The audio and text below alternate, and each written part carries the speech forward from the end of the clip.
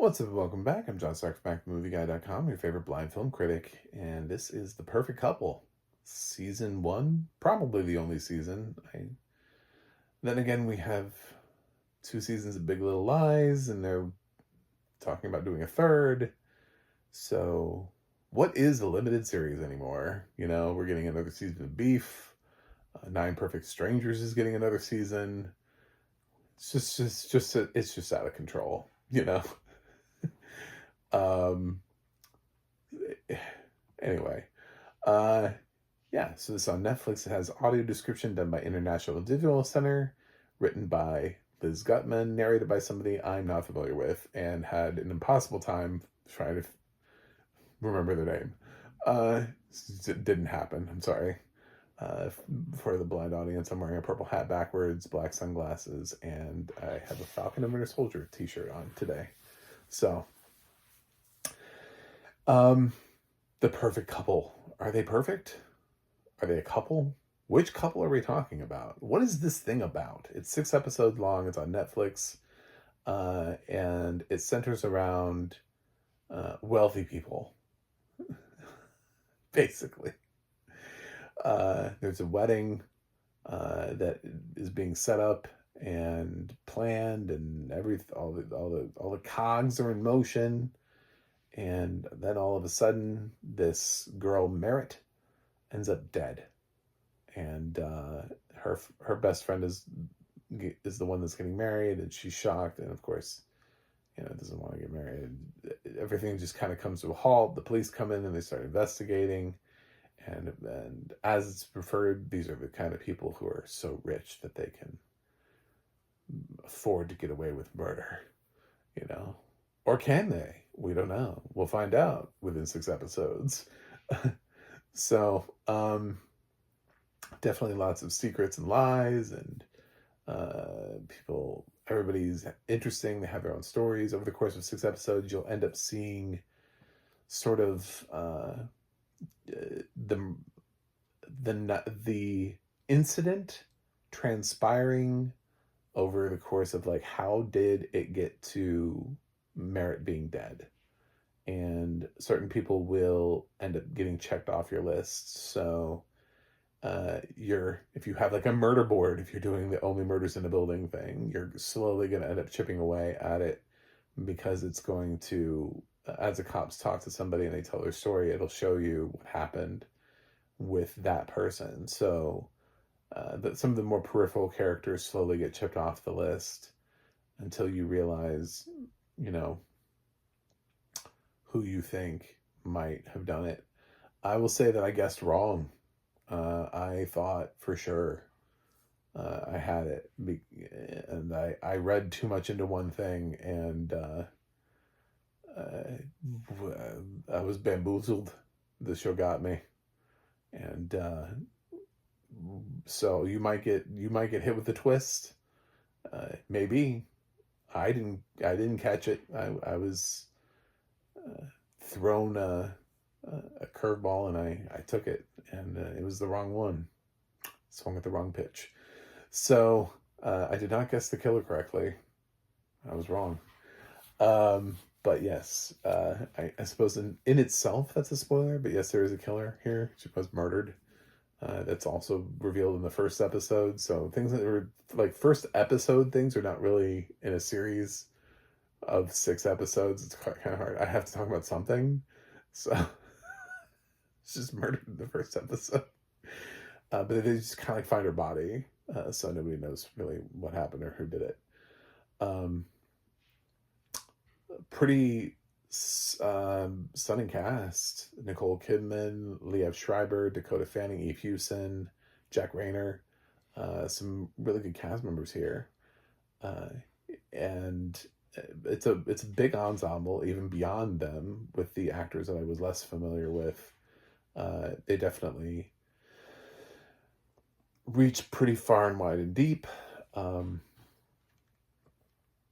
There's sort of this core family, of which Nicole Kidman and Russell Crowe are sort of like the patriarch and matriarch, and they have kids, and they're sort of peripheral people. They're friends and neighbors and the girl who's getting married has parents that are there. So, and then of course, all the other siblings have like either like a love interest, girlfriend slash spouse, something. You know what I'm saying? Like they all have something with them. So it ends up being, and there's like the help also. There's, there's this really sort of like sassy Spanish housekeeper, maid. I don't know, something. She's funny. Some of her dialogue is really funny. So sort of an underutilized character because she's not a main character, but the couple scenes that she has, I enjoyed. It's well described. Liz doesn't really write bad scripts. Definitely they put people in rooms. You always know who's there, the entrances and exits. Facial expressions are supported really well. People who develop habits, you definitely are aware of those habits. Like Liev Schreiber's character has a tendency to smoke quite a bit of pot throughout the course of the show. And I think every time he lights up, it's mentioned. And if he shares it with anybody, it's mentioned. So that was definitely something I noticed. Really my only sort of criticism at all is not even really like a primary, because this is a murder mystery show. So this is really about like tracking the evidence and who was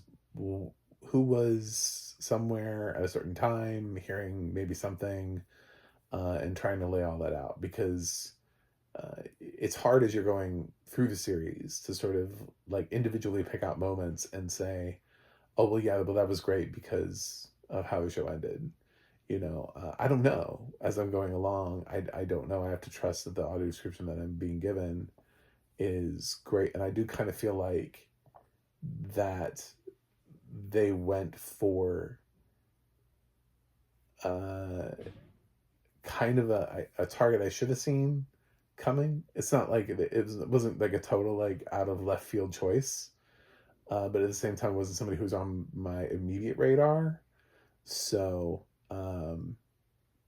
yeah, I was kind of impressed with that. But at the same time, that means I wasn't actually specifically paying attention to that character and how the way they were described. And so I don't know if it necessarily, how leading it was, how much it built there. Sort of I lean back to like the Jake Gyllenhaal show and that we just had, Presumed Innocent, and how certain things become clues later on. Like they're not important initially, and then they are important later on as they're in like the background of shots and stuff like that. So sometimes you don't know until you actually sit down and watch a show. But I feel like everything was represented well, and it was never led in a direction. It wasn't heavy-handed, and it certainly did not reveal to me who the killer was.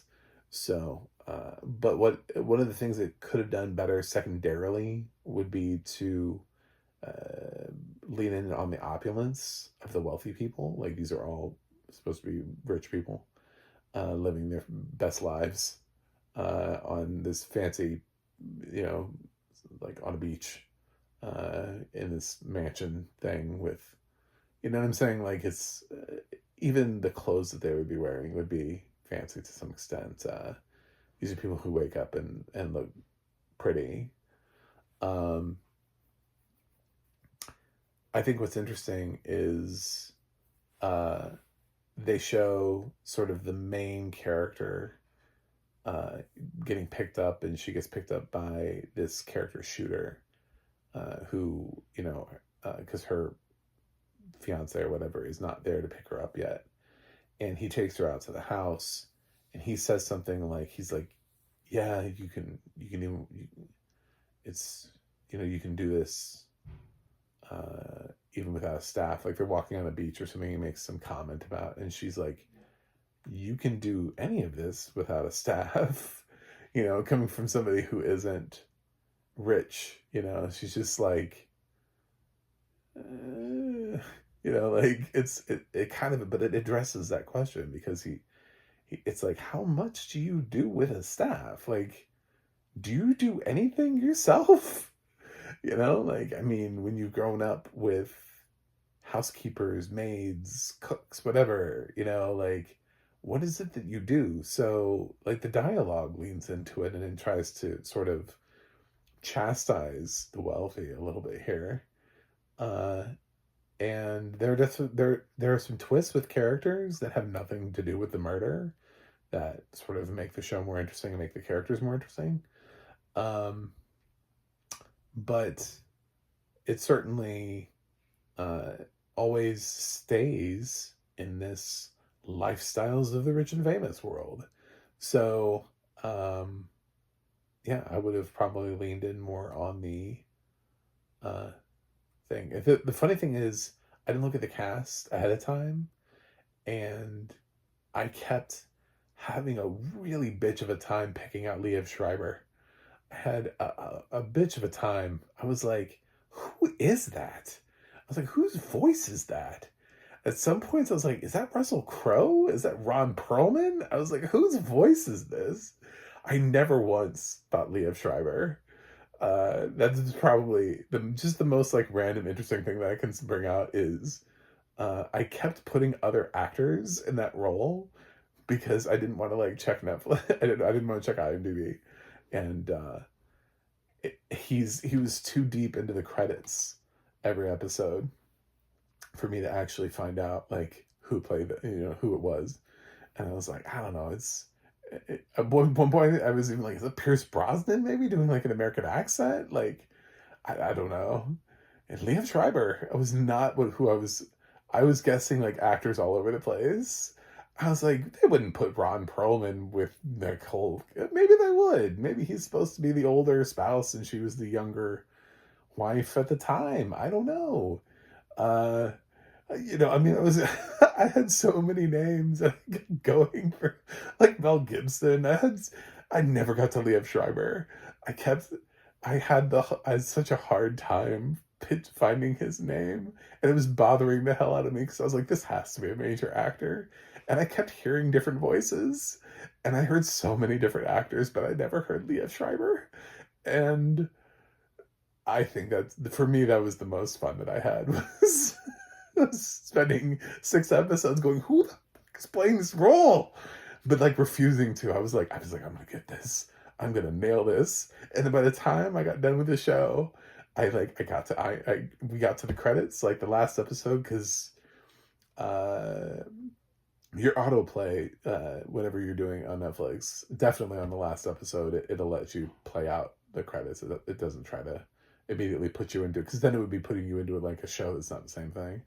So I actually got to the point, and when I saw Liev Schreiber's name pop up, I was like, you gotta be kidding me. I was like, you gotta be. I was on like Mel Gibson and like Ron Perlman, and it's like Liev Schreiber. I was like, are you, what? That's not Liev. But it's Liev Schreiber. Okay, well, mind blown. Mind blown. So, that was my fun. Anyway, maybe not your fun, but should you watch The Perfect Couple? Yeah, it's 6 episodes. It's light fun. I don't think this is something that's going to get like Emmy nominations, but yeah, it blows by. I mean, Nicole Kidman has definitely done better limited series before. I kind of spent the whole. I gotta say, and this is a little bit of a spoiler, but I will tell you that I was guessing Nicole Kidman the whole time because her character's so underwritten. And I was like, why did Nicole Kidman sign on to this part? I was like, there's got to be something here. There's got to be something to this part. You know, she's got to be the killer because there's nothing to her. Like, her role is just sort of for Nicole. But then again, she just did that Zac Efron movie. So maybe she just says yes to things now. Maybe she looks at a paycheck and goes, oh, that's enough zeros.